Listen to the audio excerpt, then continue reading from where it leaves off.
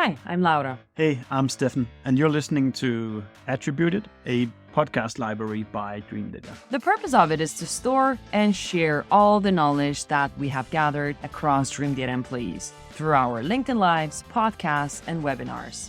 The typical topics you'll find here can be stuff like marketing, Sales, B2B ads, operations, social selling maybe. Hello, everybody, and thanks for joining in. Today we're going to touch probably one of the most hot topics in B2B go-to-market, in B2B sales at the moment, which is buyer intent and understanding what is it actually. Is there value in it? Is it just like hot air, or how can you actually operationalize it and help your business make more money and make more revenue? And to talk about this topic today, we have would you call yourself an expert, Stephen? You've at least been in a company that has been doing this kind of thing for a long while. So I'm sure you can teach us a bunch of stuff today. But before heading into today's hardcore topic, maybe can you just give us the general introduction to yourself and who you are? Yeah, definitely. And thanks for having me on. I'm really looking forward to this session and hopefully proving that there is a lot of value within intent data and it isn't just smoke and mirrors, because I know that a lot of people have been playing around with it for maybe a long time. And some people are probably a bit more new to what intent data actually is. But just to give a little bit about myself, I'm Stephen Brennan. I sit within the Dealfront partnerships team. So what that means is I work with our agency partners and resellers to make sure that they can fully understand our platform, how to utilize the data within it, and make the best out of that, really. So I get to sit down with amazing agencies and get to see how they implement our tooling and the strategies that they put in play and what that kind of means from there. But how I came to this role and become a part of Dealfront, which is the success of a merger between Leadfeeder and Acrobat, who are both in the kind of website intelligence and then B2B contact and company database industries, was that I was at a inbound marketing agency, HubSpot agency, for about 3.5 years as a lead strategist. So always looking at ways of how we could improve our inbound marketing as a whole and deliver those services. So spending a lot of time looking at different ways of adding data to our strategies. So that gave me a lot of kind of insight into the world of intent data. But just to give you a little bit of a background of what is Dealfront. Dealfront is a leading go-to-market revenue platform for sales and marketing and helping kind of them with taking the guesswork out of the prospecting, sales and marketing. So giving them the right data so they can make database decisions or data-led decisions. So that's around the company itself. Super nice. And were you a user of was it the Leadfeeder back then? Leadfeeder, yes, we were. So we did inbound marketing and also sales enablement. And one of the things they always had difficulty in was proving that we were driving the right traffic to our customer sites, improving the value, and also helping with that sales enablement piece. So making sure that we were giving our clients the right intel on their ICPs, making sure that we were giving them the right signals on when to reach out and how best to do so, and looking at ways of how we can improve that personalization of their outreach.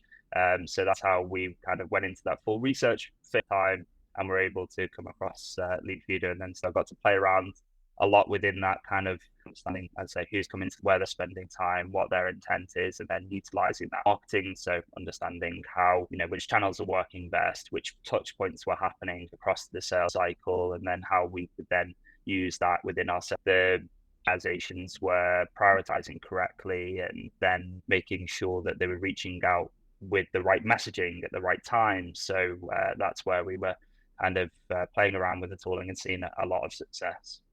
Super nice. I think that's a very sounds almost like you were super users of the product back then. Okay, but if we jump into today's topic of buyer intent, for everybody listening, it would be lovely to have like an actual definition, at least in your opinion. What is what is buyer intent, and what would you categorize as like weak intent, and where you probably sometimes also waste your time a little bit when you chase that? And what would you characterize as strong intent, where you absolutely need to act when you see it?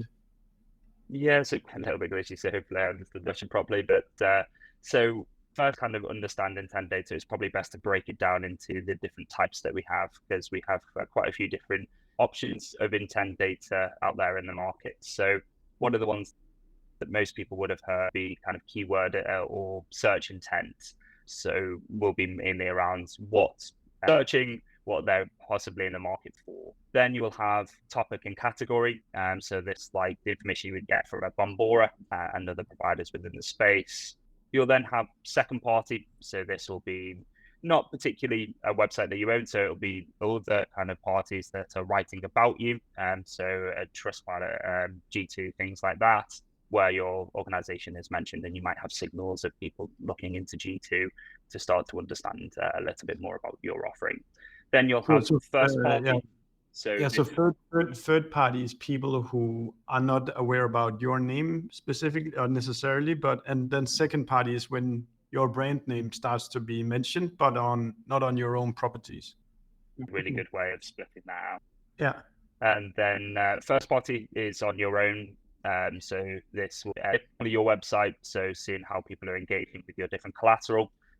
This can be really valuable from being able to spot people that are now aware of you within the market, aware of the kind of problems that you solve for, and is really great for marketing to start to understand how that is resonating with their ICP, and then also for your sales team to be able to prioritize who they should be reaching to, what messaging, things like that. And then we have, it's probably less out, is pre or what we class as triggers. So is there things that are being mentioned on social that they're talking about at the moment? Have they just gone big rounds, for instance, and receive funding that might mean that they might get to their tech stack recently, or a piece of tech that aligns with your offering? And, you know, sometimes, let's say if someone's bought HubSpot, it might be interesting that they then need to power that CRM with company data and contact data. So you might want to sit alongside your partners, and then it might be a great time to reach out. So that would be a really high value kind of intent signal, like a technographic piece where you, I'd say, align really well with the tech stack that they've just acquired, and it's a perfect time to be able to reach out and kind of be able to offer a solution to them. So sorry for interrupting you, Stephen. You kind of categorize these kind of three areas, like first party, your own entities, other people's entity, but with you, and then just people who looks like they're showing intent. Which of them are there any specific stuff where you'd say that these are strong intent signals, and what are like weaker intent signals? Yeah, or are they just the same, those, like, is it just a ladder of intent? Yeah, of course. So one way to think about it is that each business will be different. Each organization's way of looking at their kind of prospecting will be different, and different signals will mean different things to different people. So I would always, when looking at different kind of getting into intent data, you've got to look at the overall quality, you've got to look at the overall quantity, the relevance to you as an organization, ease of use. So how are you actually going to implement this into your sales process? So kind of one that's easier to understand than another might be first party interaction on your website, and those touch points are going to be a lot easier to understand and implement into your sales cycle than pre-intent, because it can take a little bit of time to fine tune those things, such as, let's say you set up a trigger for those financial rounds, so where companies have just gone through a funding round and have raised. That might be a really interesting trigger for you if you've got a particular solution that companies at that particular round of funding will look to purchase, but you've still then got to go into more of an outbound motion. So that's a little bit tougher than something that might be warm inbound, if we call it, from more of a first party touch point, from people kind of interacting with your brand, being aware of your solution, and kind of being a little bit later down the sales funnel. And then, like, is this a tool, or like intent data, would you say it's typically used by the marketing team, or is it more the sales team, as sales team also being the BDR team having to book the new meetings? Yeah, of course. So it tends to be, as we see within a lot of SaaS, that the marketing team will be the one that kind of gets involved in the earlier kind of research Yeah. and maybe kind of first point of being able to understand the technology, how they're looking to implement it. But then end users, it can be just as much marketing as it is sales. But what we do find within intent data, because marketing teams are normally well equipped to be able to come up with the best ways to implement, the best ways to create content around the level of intent, that Yeah. marketing can tend to lead the way in thinking about how they're going to implement it into their orgs. But the sales team are definitely going to be main users, champions, and going to be needed to really see success Yeah. utilizing intent data. If they're not pulling it into their process, if it's kind of thrown at them and they see all of this valuable information, but they don't know how to actually implement it into their day to day, it's never going to see traction. You're not going to have any change management, and they're going to just fall back on their kind of normal process. So it's got to be something that sales see value in. So what I normally advise a lot of the time, and something that I've seen success in back even in the agency times, was making sure that you found a champion, show them how they can see success with intent data, work with them to find a process that works, that is potentially scalable, and then work backwards from there. And that's something where I've always seen kind of success in that change management piece, and being able to actually see value in the intent data. Whether it's kind of powering them building out their target audience that they're going to reach out to, or whether it's understanding where they're prioritizing their time when they're actually already in the sales cycle and they're looking at their pipeline and they're trying to understand who should I be spending time, who should I not, those sorts of things. It's an interesting challenge, and I think also for your sales process that is kind of, maybe in general it would probably be the marketing team who have spurred the intent to actually happen. But for Correct. the return on the investment in the tool, you have to have that the sales team actually acting on the signals and trying to bring people into further sales conversations. Correct. Yes. So marketing and sales alignment is definitely key in general, but very much so when it comes to utilizing and seeing success with intent data. Yeah, that makes sense. I think for our sake, we're a customer of G2 so right now. So when that's kind of that second bucket between your website. So whenever interesting accounts are on certain categories on G2, we get that signal and then we give it to the sales team and say, hey, there's something here to go chase. But what would you say the most common types of, maybe even kind of are the most commonly used buyer intent signals that companies operate on today? Yeah, so the main ones is going to be the mix between that first party element and then the search intent data. So those the kind of two main ones that you find a lot of people operating within. One where they're kind of trying to work on that pre-intent and trying to get ahead of competitors, so that they're trying to reach people that maybe are very on within their kind of, they might not have even kind of discovered that they've got a particular problem that they're trying to solve. They just know that there's something that's broken and not working, and they're doing that very early search phase. Yeah. So that search intent and trying to get ahead of, I'd say, competitors and start to do that helping and awareness piece very early on is something that kind of marketers and sales people are very interested in. And then people are now aware that they have a potential problem that they're trying to solve. They're doing that deep search. They're landing on your kind of top of the funnel content. And that's something where marketing are trying to utilize that data for data-driven paid advertising to kind of really target those people that are in that search phase. Sales teams are trying to understand, right, these are people that are potentially entering the market. We need to prioritize our outreach, and how do we then also personalize that? So rather than sending a very generic message, they can then start to go, well, actually, they came in to our blog, it's focused on this particular topical area. So I'm Stephen from Dealfront and we solve for these areas.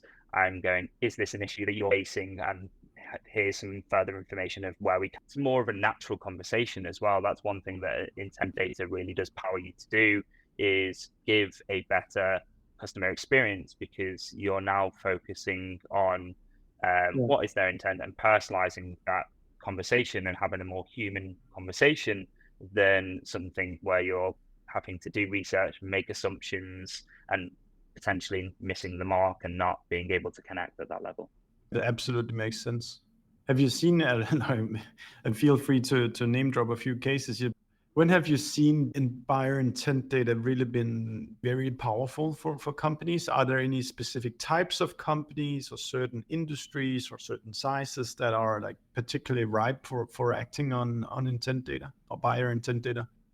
The kind of intent data space is so large. It's not industry diagnostic as a whole. You can, if you find the right data sources with the right information, you really can, from any industry, find success. It's all around that quality, quantity, and relevancy.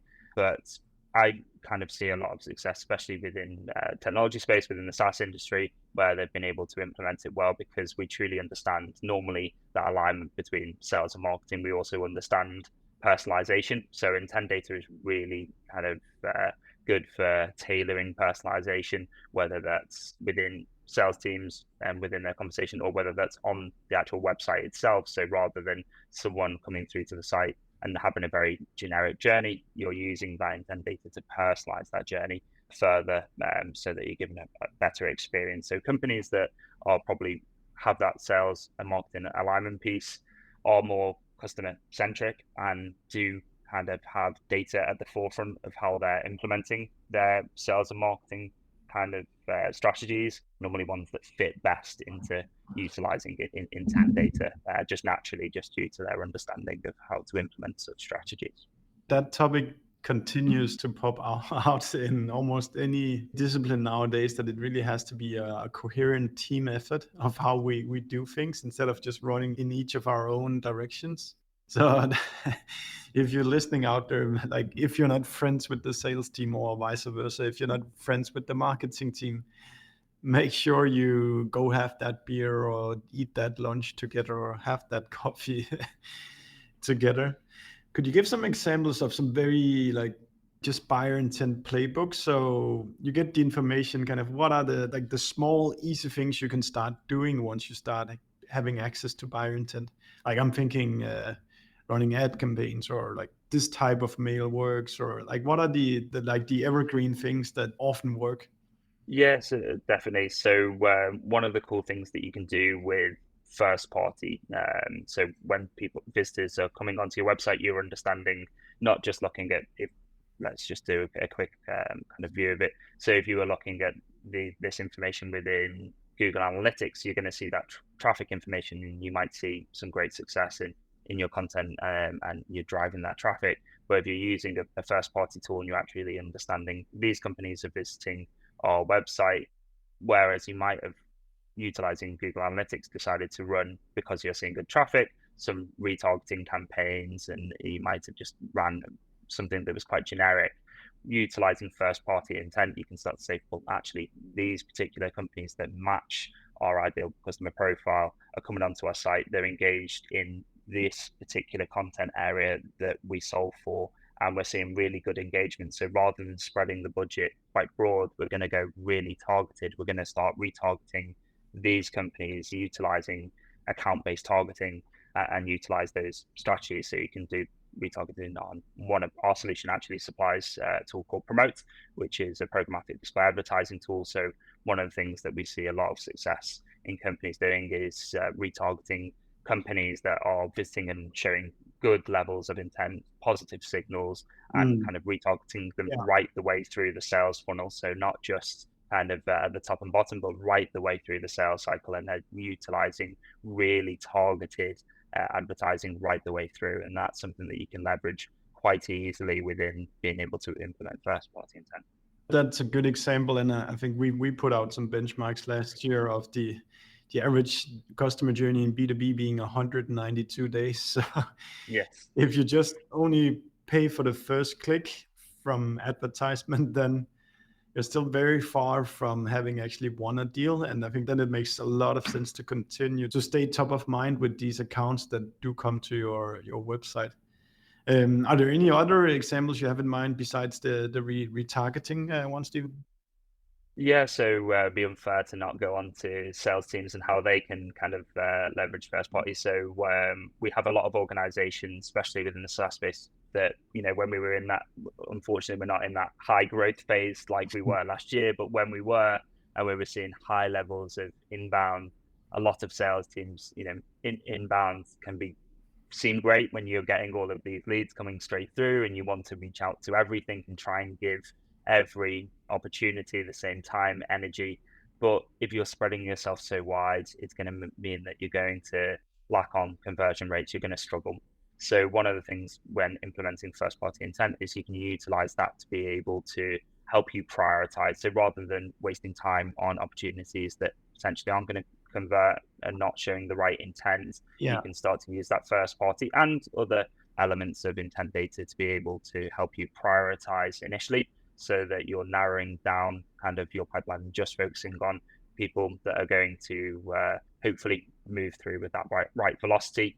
You're going to be able to also understand the different touch points that are happening as well. So if you're relying on tools that a lot of MarTech tools just focus on cookies, you're going to potentially miss out if there's different people within the sales process that are coming through and touching the website that you just wouldn't be aware of those touch points. You're seeing them, you're able to see that within your CRM with an integrated tool similar to ours, where within the CRM, within the timeline, you're going to see those touch points. So then you're prioritizing, you're reaching out at the right time, and then you can also apply the right messaging as well, because you're seeing all of those touch points. You're able to see what activity is going on, and then you can respond in the right ways because you, as I say, understand what's going on in their touch point. You understand their intent a lot further, and then you can also start to add additional value. You can start to enrich as well. So rather than what we see in inbound a lot of the time is marketing, and you get that MQL, and we see one person within that because one person has filled in a form, whereas we can then look to enrich that account further, start to multi-thread, and that's where we normally see success. I'm sure with the data that you've shifted through before, that when you actually have more of stakeholders involved is where you're going to see high conversion rates. So that's something that intent data mixed with enrichment, similar to what our tools can provide, that helps you then multi-thread, see those multi-touch actions happening, and then you can improve the velocity of those sales opportunities. So you're able to see how many different people are from the account. Correct. Yeah, that's super correct. Nice. So yeah, within the account timeline, we set a unique identifier for each different visitor that comes through. So you might not always be able to find out GDPR compliance and tooling. You weren't able to see maybe the actual individual, but some cases we can, depending on opt-ins and different things. But you're able to see at least the different people that are, number of different people that are engaging. And then I'd say you can start to understand a little bit what's going on at an account level. That makes a lot of sense. Cool. Is there anything else related to this buyer intent and how to, both what it is and how to act on it, you feel that is like really important to get across to people? Yeah, so one of the nice things due to our partnership, the work we've done with Dreamdata, what we've seen a lot within firsthand is so the attribution element. So now that you're able to understand which accounts are making those touch points, you're not just looking at your first touch and last touch. You're actually able to do true attribution and understand all of those different touch points that are going on. So marketing can get the true reward for the work that they're doing, and you can actually tie that ROI back to those different touch points that you're having. As I said earlier on, 190 days within 190 touch points. So yeah, we're able to attribute those a lot more clearly.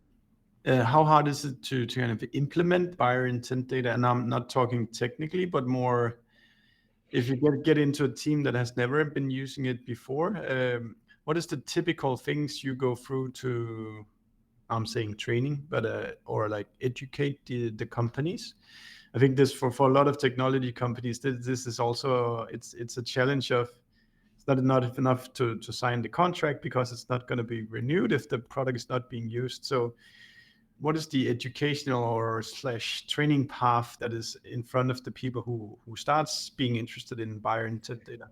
Yeah, of course. So it's first important to understand what the current sales and marketing processes look like, what's involved in that, what is the ideal customer profile as well, really key. what are the kind of current things that are sales doing? What information are they currently using as part of their prospecting and research phases, and what does that whole process looks like? Because one of the things that kind of intent data does, also enrichment of account level data does, is save a lot of time within that research phase. So we kind of really want to dig into, I'd say, what those processes look now, so that we can start to look and improve them slowly. It's very difficult to kind of throw everything off the table and start from scratch. So we like to make small incremental changes, depending on which part of the tooling that they're looking to implement. But first party and then trigger events is going to be a little bit different. You kind of get that with first party, you get that aha moment. How we run things here at Dealfront is that you were able to enter into a 14-day trial. We set the tracker on the website. As soon as the tracker's on, we start to see that data pouring in, so that you kind of have that aha moment when you have that first initial kind of call with the client to show them these are the accounts that are actually currently on your website. These are the interactions that are happening. These are the channels that are working for you at the moment. These channels aren't at the moment. So maybe that paid activity that you're doing here isn't right for kind of your target audience. And you start to make these small changes, and I'd say it's so tangible because they see the data in front of them. Whereas that pre-intent and trigger information, it can be a little bit difficult because it's more of a change management process that you have to get in, because you need to dig into the current process, understand what that looks like. What did you call them? Trigger what, Stephen? Sorry to interrupt. Yeah, so either pre-intent or trigger. So an example of that will be, as say, company is doing, they've got ads for job advertisement on job boards, things like that. That's one of the triggers that we can pull into the account. If there's been funding rounds, we can pull that information. If there's things on social channels as well. So let's say that they're posting on social or news as well. So a really great one is if they are attending events, things like that. So those sort of triggers we can be able to pull into. Got it. Okay. Yeah. No, I was thinking whether it was workflows that happen after, like, somebody's on your website, then you need to do A, B, C, D afterwards. Yeah, that's also a big part of intent data, is building out automation thereafter. So that is something that we do look into. So within first party intent, when you see someone on the site and they've taken these particular actions, so we'll create filters, which we call our custom feeds. So it might be that a particular account has come to the website multiple times, they've viewed so many blogs, and then now gone to the pricing page. And that might be a criteria that we set with the customer, that's the intent that we want to see before we would send that to our sales team to reach out. And then we'd create a way of how we're going to make sure that that information gets through to that sales individual. So one of the things that we'll look at is, do we want to do that through a Slack channel? Do we want to do that through an email? Do we want to set up a task within the CRM so that they then see that task and do that next step? So we will be looking at what automation, what process we need to be in place, and how we're going to take that actionable bit of information and add that into their process. And whether it's something that's manual, because some organizations aren't in the place of where they can automate a lot of these things, or, for companies that are more advanced and have more automation in place, then how can we add this to their automation processes, and how can we improve from there? That's it, again, in a whole other Pandora's box that we can kind of go into, how over time that a lot of intent data, kind of very low cost contact data, has meant that a lot of automation and poor automation has been involved in the industry for a long time, and people have been utilizing automation without a lot of strategy, personalization, using it on autopilot rather than co-pilot. I like to kind of see it as, if you're utilizing automation, it should be used in a way of, it's there as a co-pilot, not an autopilot. Because if you're throwing a lot of mud at the wall, it's not all going to stick. And especially with the changes that we've just had from Google and Yahoo and limiting on email sends and different things.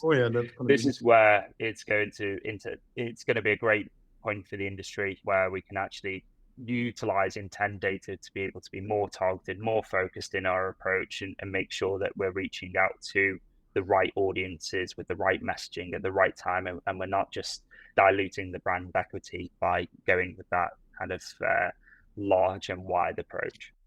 When people renew a contract with the Dealfront, what have they experienced? What are the kind of the KPIs that they check off, or what is the ROI that they're looking for? What are kind of what is the success metrics of a now I have, for example, I have mainly the lead feeder use case in mind, but when people renew contracts with you, what have they experienced? Yeah, it's normally kind of a few different things that they've seen. First is always with any kind of MarTech or sales tech, it's going to be the return on investment. So that is normally the kind of high level priority that normally gives you a tick in the box straight away or not. Ease of use is definitely something that comes into it, how well the team's actually utilizing the platform on a day-to-day. And that's something that we've always had, a really good feedback on is the ease of use of the platform, how we've been able to, with our great customer success teams, been able to educate and be able to help support our tooling and our data being implemented into sales and marketing strategies. But then a lot of the times, ROI means that you've managed to sell to these leads that you discovered through the platform. Correct. Yeah. So how much of the data that's been whether it's sourced through our platform, whether we've created the account based on the data that we've provided within our account, or whether it's influenced as well, because we have some points where we might not have been the source of the original opportunity, but we've definitely been at a point of where we've seen those touch points, they've acted on those touch points, and we've been able to improve. So there's source and there's the touch elements as well.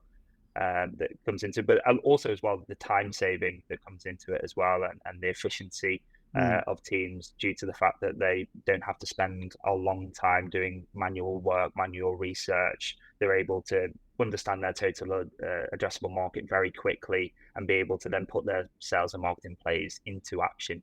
So a lot of the time we can kind of get that new contract signed just on time saved and efficiencies within team, and then also the improved conversion rates, especially from the lead feeder, but then also from the sales intelligence piece as well, on how that's been able to work there. Wonderful, Stephen. If people want to speak more with you or want to know more about the Dealfront, what do they do? Yeah, of course. So as mentioned, for our first party intent, which is classed as lead feeder, you're able to have a 14-day trial of that platform. So if you head to the website, you're able to sign up to that. And for our sales intelligence piece, there is a free demo available as well. So if you head to the dealfront.com website, you'll be able to look at that there. And also, and a lot of our team are very active on LinkedIn. So you'll see myself and a lot of team members on the LinkedIn network, and we'll be happy to help with any kind of comments or be able to, love to connect with you all as well. Wonderful. Thank you so much for joining us, Stephen. And to all of you listening, have a great day. We hope you like listening to us. Subscribe to our podcast and the ones that we have been guests on. And if you have any feedback for us, just do let us know. And should there be a guest that you think we should be talking to, then pitch us. We're looking forward to seeing you.